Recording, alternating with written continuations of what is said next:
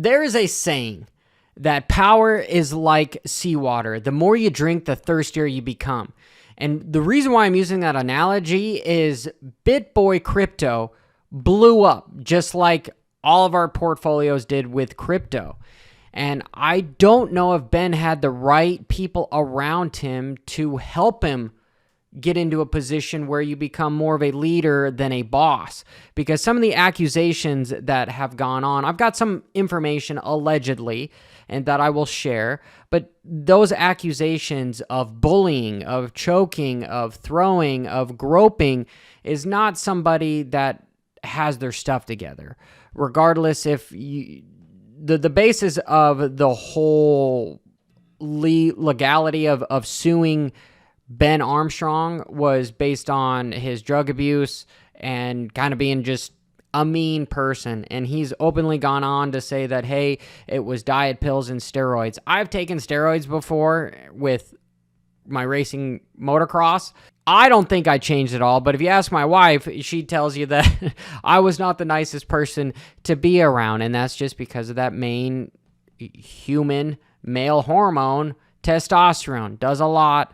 D-ball is something that makes you blow up so that you can gain muscle quickly. It seems as if something was going on. Even the live shows that I watched during the pandemic, you could tell that maybe Ben wasn't being the nicest to TJ. So that's going to create a void, right? If I'm just speculating on what went down. Maybe there's a setup here to try to get Ben out, because the lawsuit also goes over mishandling funds. And you could see that they were spending money left and right. And it's very ironic that you've got an influencer like Ben who's exciting, who's fighting for the space and everything, and he's then ends up sort of making the same mistakes, where I started to lose interest once he was throwing the whole Ben coin around. Because from what I know with crypto is you don't invest in that stuff. You invest in fundamentally strong projects, not these startups. And this is a YouTube influencer that's starting his own coin. And things just seemed as if they were unraveling. And he was losing control of stuff going around. That's why I believe he failed himself by not having the right people around him, as far as mentorship and people that could help him navigate the power and influence that he was controlling. Because there is something about YouTube that sucks. Just social media in general is that misinformation gets rewarded because it gets with views. And Ben is somebody that has had some clickbait stuff and other things have gone on. Yes, he's inspired so many people, and I'm not going to discredit him for that. He has gotten a lot of people into the space. But then at the same time, you kind of mislead them by giving this false sense that this stuff is easy, especially after somebody that is gone through the lows of the bear markets and not making a whole lot of money and whatnot. If you watch some of the old videos, the guy's been around for a while.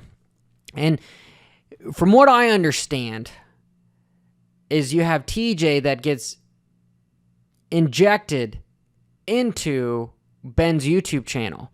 A couple of years ago, he brings some startup money, allegedly. And therefore, they change the dynamics of the split to what was once thought 33% split between the three of them was then just 67% and then 33% for TJ.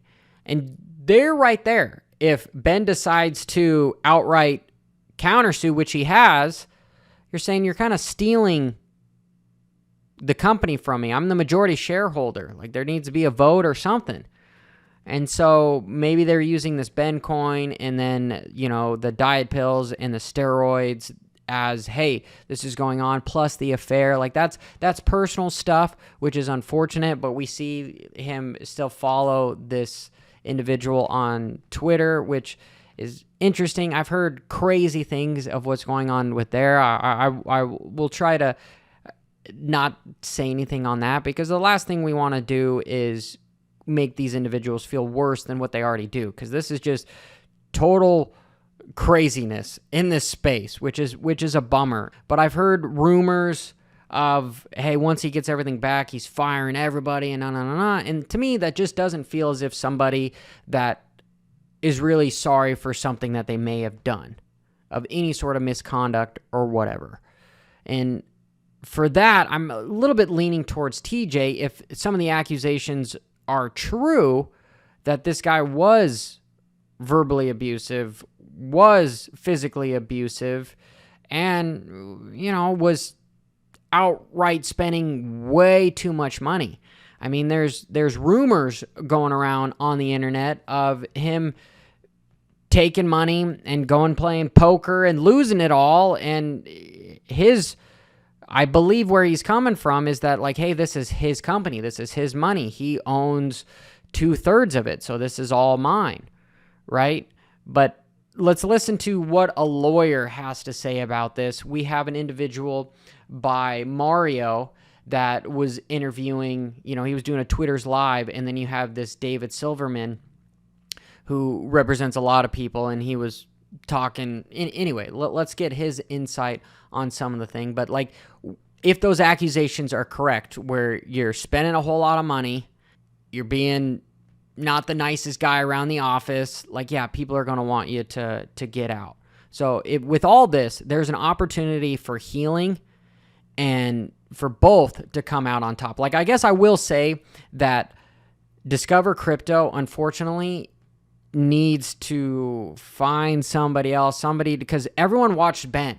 I subscribe to Ben because he's interesting to listen to. He's interesting. He's very passionate about it. TJ is the guy that's kind of the money behind the scenes, who I'm allegedly the startup money, where it blew Ben up so that they could be much more professional, and here's all this goes on. And then, if I'm digressing anymore, getting more into it, his affair with the lady that got him the stake deal, which is supposedly about $14 million, a little over $1 million a month, and so she was wanting to get 5% to 10% on that deal, so that's $100,000 to $50,000. Well, there's the money that was supposedly being siphoned to her, which might be what was due. Who knows if contracts are made or whatever. I know CoffeeZilla has talked to everyone. He will make a much more thorough video that I'm excited to listen to. This is just basically my reaction on the new information that has been out there for stuff, and in my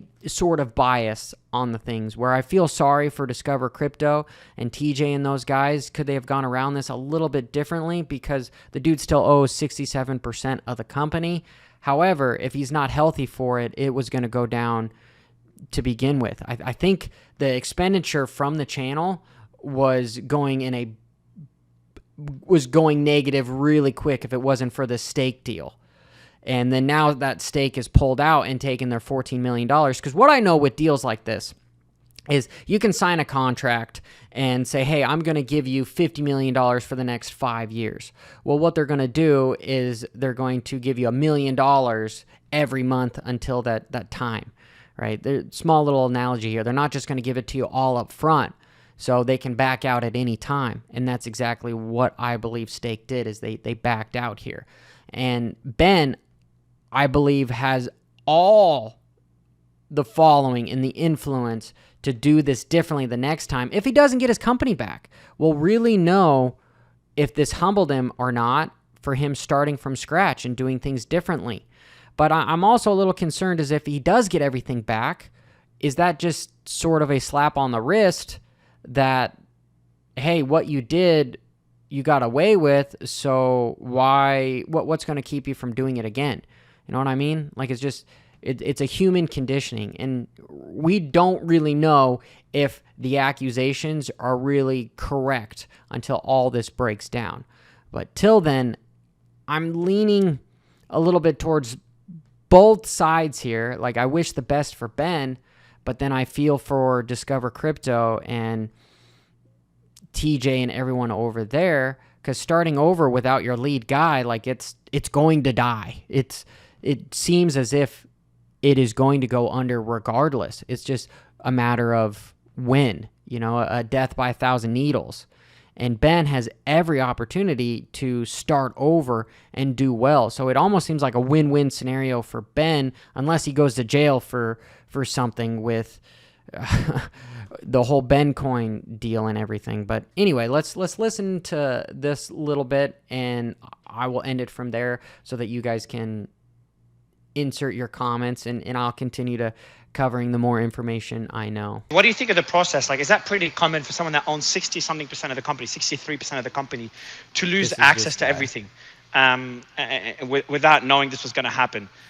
Is that pretty common? You know, I've never witnessed, I'm not part of any legal cases. I've never witnessed that myself or witnessed others go through it. So I'm curious if that's pretty common when there's a business dispute. Happens all the time, and it's why they're making, and I'm not going to make Nick say this, but, it's why they're making some of the allegations they're making is because even if you have a majority, if you have minority shareholders, they have rights to. If you have the minority is not without power. If you do certain things that are so egregious, no matter what the contracts say, people are going to invoke their rights. And that's why some of the more salacious details come out in a public filing, because you need to make those salacious details in order to enforce your position. Because that sounds like exactly what happened. I use the example. Let's assume for a second that it's a 67-33 split.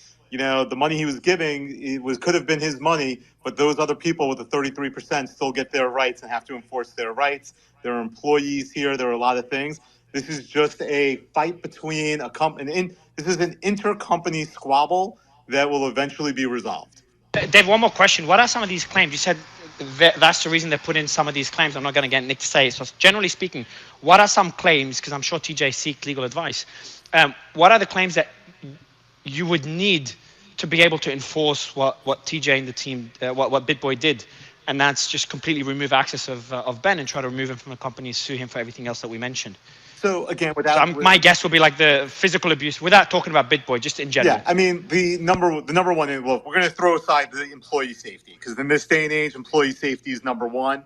But number two is stealing money. You can't steal money and still keep your job, even if you're the majority. Interesting, right? So you can see it from both sides there. We'll see how this breaks down. This is Johnny Crypto. I'm here to help you guys make some money.